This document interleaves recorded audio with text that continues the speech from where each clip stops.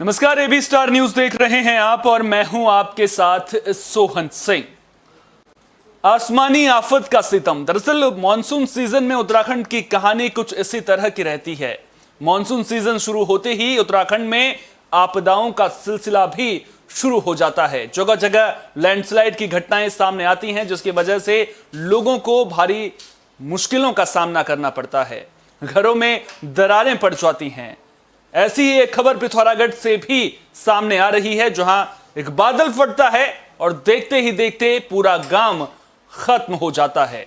जरा सोचिए, उस गांव को बसाने में कितने दिन लगे होंगे, कितने साल लगे होंगे, उस गांव के साथ में उन लोगों की कितनी यादें जुड़ी होंगी। लेकिन एक बादल फटने के बाद जब चंद मिनटों में गांव का गांव पानी में समा जाए, तो फिर आप सोचिए उत्तराखंड के लोगों की जिंदगी कितनी मुश्किलों से भरी हुई होगी। ग्राफिक्स के जरिए आपको पहले पूरी खबर समझा देते हैं, उसके बाद वो तस्वीरें भी दिखाएंगे कि आखिर पिथौरागढ़ में आसमानी आफत का सितम किस तरह से बरपता हुआ नजर आ रहा है। तो पिथौरागढ़ में बादल फटने से भारी तबाही देखने को मिली है। शुक्रवार रात करीब 1 बजे बादल फटा है और बादल फटने की वजह से 2 लोगों की मौत हो गई है। 11 लोग अभी भी लापता बताए जा रहे हैं। पिथौरागढ़ में यह बादल फटा है। धारचूला के खोटीला गांव में बादल फटने से भारी तबाही देखने को मिली है। बड़ा नुकसान यहां पर हुआ है।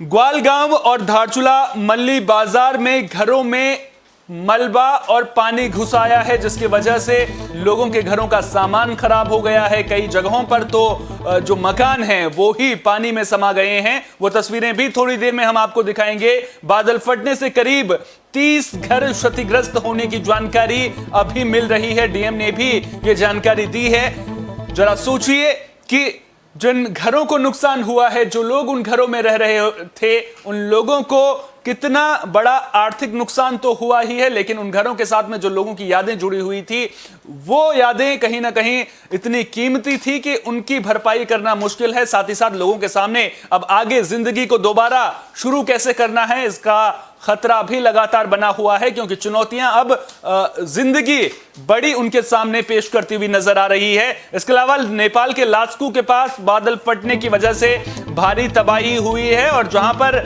ये नेपाल में बादल फटा है, आपको बता दें कि वहां पर एनएचपीसी का पावर प्रोजेक्ट भी चल रहा था। अब एनएचपीसी के पावर प्रोजेक्ट को कोई नुकसान पहुंचा है या नहीं पहुंचा है, इस बारे में फिलहाल कोई जानकारी निकलकर सामने नहीं आ पा रही है। लेकिन अगर एनएचपीसी के पावर प्रोजेक्ट को नुकसान पहुंचता है तो फिर बड़ा नुकसान नेपाल में हो सकता है, और नेपाल में भी बड़ी संख्या में लोग लापता बताए जा रहे हैं। बड़ी संख्या में लोगों का पता नहीं चल पा रहा है। कई घर वहां पर भी पानी के बहाव में बह गए हैं। 50 के करीब घरों के पानी के बहाव में बहने की खबर सामने आ रही है। नेपाल उत्तराखंड बॉर्डर पर ये बादल फटने की घटना दोनों देशों में जो है वो नुकसान लेकर के पहुंची है। वो तस्वीरें भी अब हम आपको दिखा देते हैं। उन तस्वीरों पर जरा नजर डालिए आप। इन तस्वीरों को आप खुद देखिए, किस तरह से बादल फटने के बाद पानी का प्रवाह तेज हो गया है। लोगों के सामने जिंदगी का संकट खड़ा हो गया है। मौत मानो सर पर नाच रही हो, इस तरह की स्थिति वहां पर पैदा हो जाती है। और यह तस्वीर आप देखिए, इस तस्वीर में देखिए किस तरह से एक घर देखते ही देखते पानी में समा जाता है। जरा सोचिए कितना बड़ा नुकसान यहां पर लोगों को उठाना पड़ रहा है। और यह केवल एकमात्र तस्वीर है। ऐसी तस्वीरें लगातार मॉनसून सीजन में उत्तराखंड के अलग अलग जिलों से सामने आती रहती हैं। और ये जो तस्वीर है वो पिथौरागढ़ की आप देख रहे हैं। लोग अपने घरों का मुआयना कर रहे हैं।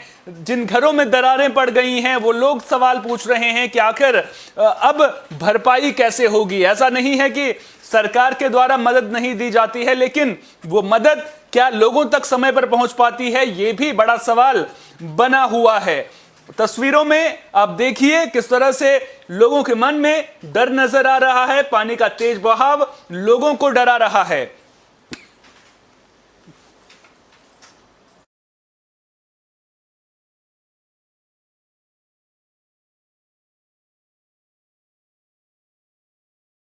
इस तस्वीर को आप एक बार गौर से देखिए, किस तरह से जेसीबी पानी के बहाव में फंसी हुई नजर आ रही है।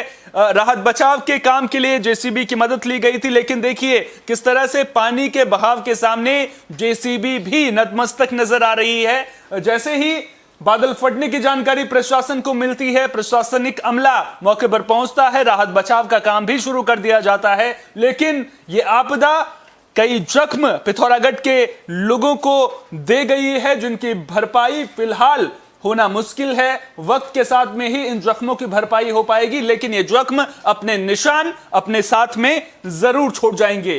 तो उत्तराखंड के पिथौरागढ़ में शुक्रवार देर रात बादल फटने से हर ओर तबाही का मंजर दिखाई दे रहा है। तस्वीरों के जरिए भी हम आपको वो मंजर दिखा रहे हैं। बादल फटने से एक गांव पूरी तरह से तबाह हो गया। हादसे में 2 लोगों की मौत हो गई है, जबकि 11 लोग लापता बताए जा रहे हैं। फिलहाल राहत बचाव का काम वहां पर चल रहा है। भारत नेपाल सीमा के पास रात को करीब 1 बजे बादल फटा था, जिसके बाद धारचूला के खोटिला गांव में तबाही मच गई थी। लोग घरों से बाहर निकले, देखा तो हर ओर पानी ही पानी नजर आ रहा था। ग्वाल गांव और धारचूला मल्ली बाजार पिथौरागढ़ में घरों में पानी घुस गया था। मलबे के साथ पानी घरों में घुसने से लोगों के सामने संकट खड़ा हो गया था और जानकारी यह मिल रही है कि करीब 30 घरों को नुकसान पहुंचा है, यानी कि 30 घर क्षतिग्रस्त इस हादसे में हुए हैं। प्राकृतिक आपदा में 30 घरों को नुकसान पहुंचा है और इसकी बानगी तस्वीरें भी पेश करती हुई नजर आ रही हैं कि आखिर कितना भयंकर, कितना विभत्स वो मंजर था, जिसकी वजह से ये बड़ा नुकसान पिथौरागढ़ में देखने को मिल रहा है।